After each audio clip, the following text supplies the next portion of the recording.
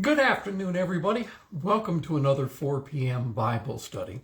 This is actually attempt number 2 to take the place of the actual live Bible study where we were still having some issue with sound. I think you'll find this one much better. So if you had trouble during the early one, hopefully this one will be better for you. Now, we're continuing our study today of glimpses of Jesus in the Old Testament. And in particular, we're going to be looking at the book of Job. This is part 2. Part 1 was last week. Now, the book of Job is a fascinating book in and of itself. Many believe that the book of Job was the first book of the Bible ever written. Now, if that's true, we have to ask ourselves, why did God see it necessary to include this strange little book about a character that seemed to live prior to the time of Moses? And what is so important that it trumps the creation of the world that we find in Genesis? Well, the book of Job is really all about suffering. And there's two parts to this suffering. Number one, how we should act as we are suffering. And number two, how we should act when others are suffering. The book gives us both. Today, though, we're going to be focusing on the glimpses of Jesus that are found in this particular book. Now, we see that the book of Job really is kind of like a courtroom drama. The first few chapters kind of sets up the crime. Job has everything taken away from him. His wealth, his family, even his health. And why? Well, Satan claims that God has protected Job, and that if God would simply remove all these things from Job's life, that Job would curse him. Well, we find out in the book that Job doesn't do that at all. In fact, he maintains his, I don't want to say innocence, because that's not really the true picture here. Job knows that he's a sinner. He knows he's not a perfect individual, but he strives to please God. Job's basic point is he doesn't believe he has done anything that would cause all of this suffering to happen to him. He just doesn't understand. Well, the second part of this courtroom drama, after we identify the crime or the difficulty, is the courtroom scene. And that takes up the bulk of the book of Job. Now, in the book of Job, Job has 3 friends. Those 3 friends are Eliphaz, Bildad, and Zophar. And each of them will take the witness stand, so to speak, and instead of speaking on Job's behalf, instead of encouraging him and helping him, they each begin to pile on. And they all begin to say, Job, the problem is yours. You must have done something to cause God to bring judgment on you this way. And each of them provide a little different aspect of this, but in essence, that's what they're saying. Now, this was the philosophy of the day. If somebody was going through difficulty, it must be because of sin. And Job is professing his relative innocence in all of this. Well, let's begin by looking at the 16th chapter of the book of Job. And in it, we will see Job confronting his accusers, so to speak, here, and he speaks to each of them. He says, verse 1 of chapter 16, Then Job replied, I have heard many things like these. You are miserable comforters, all of you. And kind of like I stated in our last lesson, with friends like these, who needs enemies, right? There's always somebody who's willing to pile on rather than help. He goes on and he says, Will your long-winded speeches never end? What ails you that you keep on arguing? I also could speak like you if you were in my place. I could make fine speeches against you and shake my head at you. See the sarcasm? But my mouth would encourage you. Comfort from my lips would bring you relief. And I think this provides us how we should react when someone else is suffering. Rather than saying, well, you brought it on yourself, we should show love and compassion. He then goes on and he says in verse 6, yet if I speak, my pain is not relieved. And if I refrain, it does not go away. Surely, God, you have worn me out. You have devastated my entire household. You have shriveled me up, and it has become a witness. My gauntness rises up and testifies against me. In other words, he says, just look at me. I mean, you can see that in my present condition, some kind of judgment is happening against me. He goes on and he says, God assails me and tears me in his anger and gnashes his teeth at me. My opponent fastens on me his piercing eyes. I think he's referring not only to God, but these so-called friends. And then he utters these words. Now, I wish that I could have started today's lesson with these words and had you guess who said them, not realizing we were going to talk about Job again. Listen to them and see if they have a ring separate from Job. People open their mouths to jeer at me. They strike my cheek in scorn and unite together against me. God has turned me over to the ungodly and has thrown me into the clutches of the wicked.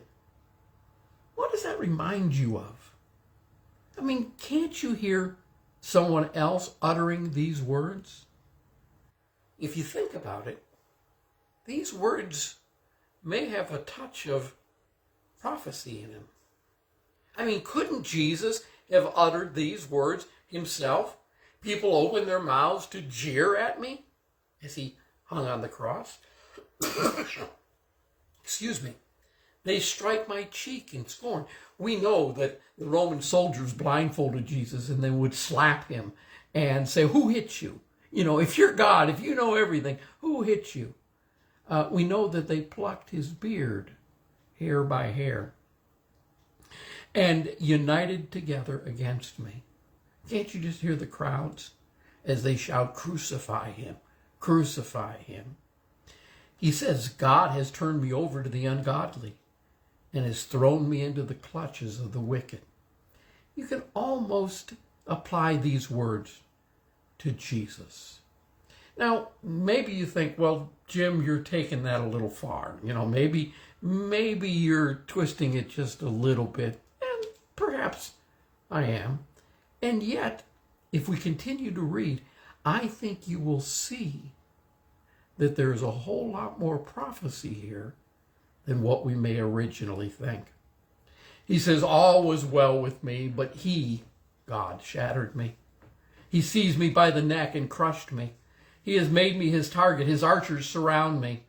Without pity, he pierces my kidneys and spills my gall on the ground. Again and again, he bursts upon me. He rushes at me like a warrior. I have sewed sackcloth over my skin and buried my brow in the dust. My face is red with weeping. Dark shadows ring my eyes. Yet my hands have been free of violence, and my prayer is pure. You see, Job knew he wasn't perfect. Job never is claiming that he is sinless. Job's defense, though, is I haven't done anything so wrong as to cause all of this to happen to me. In other words, I'm no worse than anyone else. I've tried to live for God. And he's saying there has to be something else at work here than purely my sin. And then his cry is, earth, do not cover my blood. May my cry never be laid to rest. In other words, he's saying, you know what? I don't even think that death will bring me relief. Now, the next verses I think are extremely powerful. He then makes this statement in verse 19. Even now, my witness is in heaven. My advocate is on high. Now, what is an advocate? Well, an advocate is another term for a lawyer. And again, this adds to this courtroom drama that I mentioned at the outset. And he says, my witness, someone that is above me, someone that sees what I'm going through and understands, he's my advocate. He's my defense attorney. He's the one that will stand with me and represent me. He goes on and he says, my intercessor is my friend. So this advocate is being an intercessor for him. And who is he interceding on behalf of? God. My intercessor is my friend, as my eyes pour out tears to God. On behalf of a man, he pleads with God, as one pleads for a friend. Now, this is pretty remarkable, because within these few verses, in this very first written book of the Bible, we see a kernel of a portion of theology that really won't come to fruition until we get all the way into the New Testament.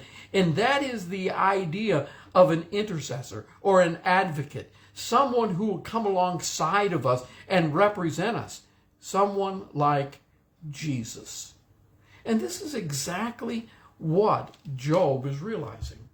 God, I don't know what I've done wrong. I don't know what I've done that is so horrible. I can't defend myself. Who am I? I can't speak against you. You're God. If only I had someone who could represent me to you. And that is, in fact, what Jesus does for each and every one of us. Now, this term, advocate, is also used in the New Testament in reference to the Holy Spirit. If you recall, Jesus told his disciples that he was going away, but that he would not leave them defenseless, that he would send another, a comforter, to come. Now, in the Bible, as it talks about the comforter, it uses several different words depending on the translation you're using. Sometimes the Holy Spirit is referred to as comforter, sometimes it's advocate, sometimes it's intercessor, sometimes it's counselor. And really, it covers all of these because this one who comes alongside of us is there to counsel us as well as represent us. He is there to help us. The word that is used in the Greek is parakletos. Parakletos. Now, not parakeet, but parakletos. And it means one who comes alongside of another to help. That's the picture of Jesus. Jesus is the one who comes alongside of us, and he helps us. That's the role of the Holy Spirit as well, which is simply God as the Holy Spirit that is with us. Now, we see here Job is recognizing in the midst of his suffering that there is someone.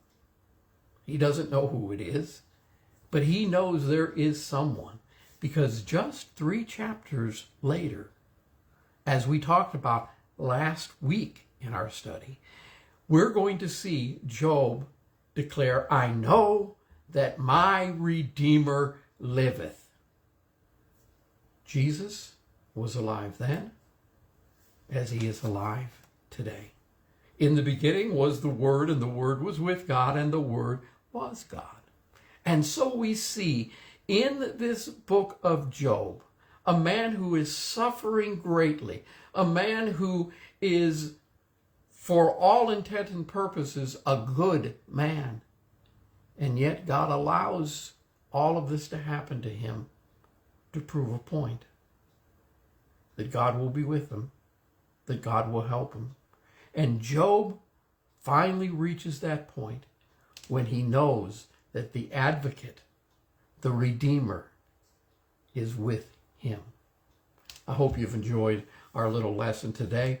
I hope the volume has been better here than it was on the original broadcast. I'll go back and delete the broadcast and encourage you to listen to this one as opposed to the other. If you want to know what I did, after again doing some more research, somebody suggested that I simply delete the phone's cache, and that should work, and I did, and it seems to have worked. Either way, I want to remind you that we'll be getting a new computer on Thursday. Whether it's up or running by Thursday, I don't know, depending on what time it gets here, but that should improve the overall quality of our Bible studies. I want to thank you for being patient with me as all of this has happened. Sometimes this is beyond me, but I think we've finally figured it out, and things hopefully will be back to normal. God bless you. Thank you so much for your love, for your prayers. Again, like the video and share it with a friend. Hope you have a wonderful day. God bless.